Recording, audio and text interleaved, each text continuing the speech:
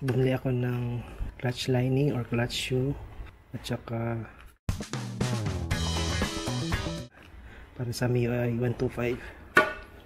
Wala kasing available na stock or genuine parts sa Yamaha, kaya sinubukan ko itong HIRC brand NMAX nakalagay, pero pwede din daw ito sa para sa MIUI 125. Mas mahaba yung ano niya dito, yung lining niya kumpara doon sa stock, kaya maganda daw ang kapit niya. So gusto ko lang na ibalik sa stock yung MIUI 125 ko kasi pinalitan ng 1000 RPM na center spring, pero meron pa rin dragging. Naka 25,000 kilometers na ang takbo ng MIUI 125. Susubukan kong palitan ng clutch lining, tapos kung sira na yung bola, papalitan ko na rin. 12 grams ang weight. So ito bubuksan natin para makita natin. May kasama na pala siya ng damper, tatlo. Tapos yan, made in Taiwan. Ito sa likod. Yan.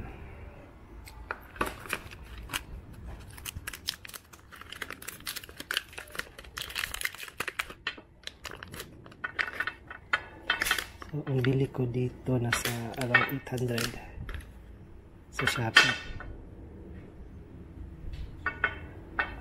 Ayan siya. Ito gawa daw sa copper yata yung sabi ng seller.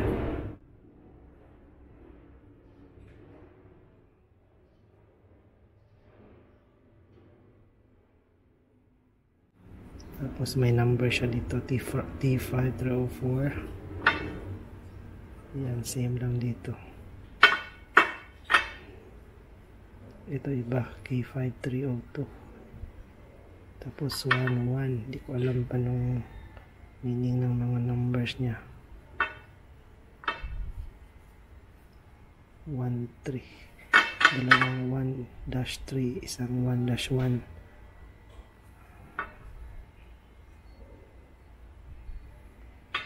May ibang nakasulat.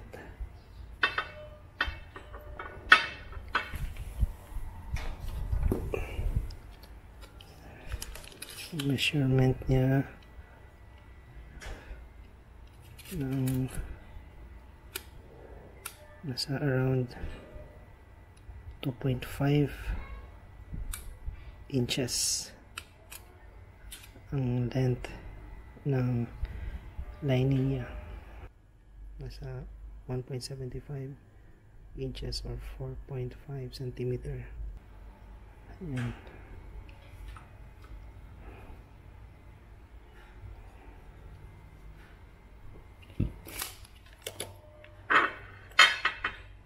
Tapos ito yung damper niya.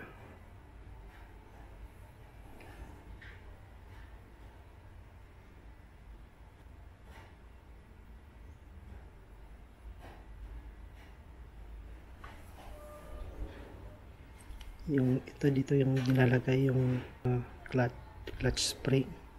So wala siyang kasamang clutch spring. So yung gagamitin natin na clutch spring is yun pa rin sa stock na 800 RPM. So kung bibili ka ng assembly nito, meron din silang assembly nito na may kasama na siyang housing at saka clutch spring. Tapos 1,200 ang RPM na kasama ng clutch spring doon sa assembly. So set na yun siya. Okay. So try natin timbangin.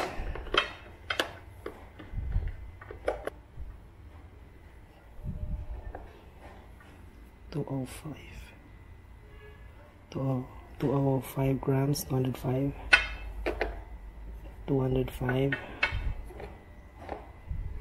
yan, 205 lahat. Siyempre pag isasama yung tatlo, 616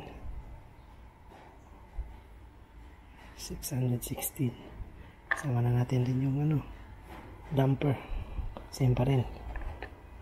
Ayan. So ito yung fly bolts. Tingnan natin.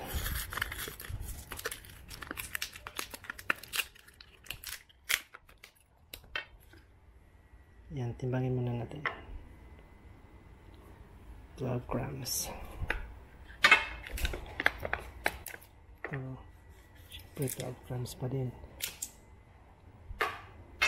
12 grams.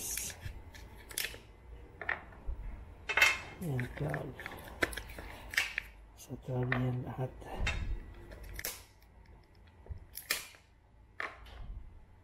Yan. 24, 36, 48, 60, 72. Perfect yung timbang. Okay. Ito yung itsura niya.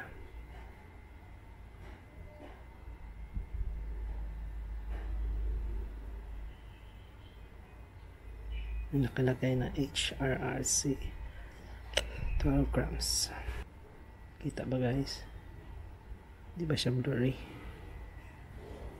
Ayan. 12 grams. So yun lang. Update ko na lang kayo kung maganda ba yung kalalabasan, na kung nawala ba yung dragging. Okay, thank you. So ito na yung stock ng MIUI 125. So matagal na rin ito, tumabot din ng mga 7 years, tapos 25,000 kilometers. So nagda-dragging na siya after 25,000 kilometers kasi parang smooth na siya, tapos medyo manipis na. Ayan.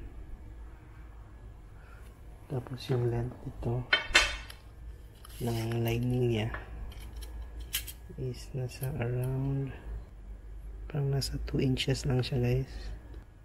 Nasa 1.75 inches or 4.5 centimeter. Kasi ito lang talaga yung lining niya dito. Ito hindi na to kasali. Ito wala na ito. Dito lang yung lining niya, maiksi lang. Ito yung itsura niya. May parang logo dito na triangle na, tapos ZN, and then sa likod ayan, ewan ko kung to may number 2, ano bang number dito, 2 din, tapos ito CN, tapos ayan 2 din. Ito yung stock niya. Tapos yung sinasabitan ng clutch spring, ano na siya, medyo pudpud na konti.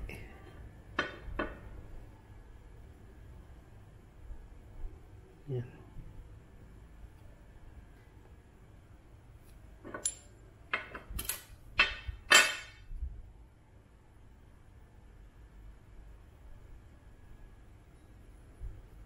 Tapos yung timbang niya, ano na lang na yun. Hindi ko alam yung original na timbang niya, pero yung timbang niya ngayon nasa 216 na lang, 216 din. Yan, same lang. Tapos yung lumang V-belt ng MIUI 125, ayan, may ano na siya, may mga cracks na siya sa ilalim. Ayan. 2pH. So ito dapat kasi papalitan daw every 12,000. So umabot na siya ng 25,000 bago ko siya napalitan. So gusto nyo makita yung mga numbers niya dito. Ayan.